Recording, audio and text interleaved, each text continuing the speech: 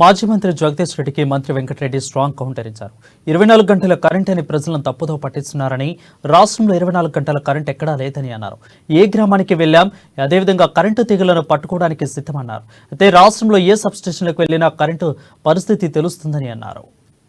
497 peak demand ఉంటే 19,405 475 మనం contract కెపాసిటీలో ఉన్నాం అధ్యక్ష. మాక్సిమం కన్జంప్షన్ కూడా ఆ రోజు 128 మిలియన్ యూనిట్లు అయితే ఒక్క రోజు ఇవాళ 298 మిలియన్ యూనిట్ల డిమాండ్ వస్తే కూడా ఒక నిమిషం కూడా ఎక్కడ పవర్ కట్ లేకుండా అందించేదానికి కావాల్సిన పద్ధతుల్లో మన అన్ని సంస్థలు కూడా మనం తయారు చేసుకున్నాం అధ్యక్ష. పర్ క్యాపిటా విషయంలో కూడా అధ్యక్ష ఆ రోజు 1356 యూనిట్లు పర్ క్యాపిటా ఉంటే ఇవాళ 2349 అంటే 73% పైగా ఇవాళ మన పర్ క్యాపిటా పెరిగింది అధ్యక్ష. అగ్రికల్చర్ సప్లై మనకందరికీ తెలుసు అధ్యక్ష, 6 గంటల నుంచి ఇవాళ 24 గంటలకు పెంచుకున్నాం అధ్యక్ష.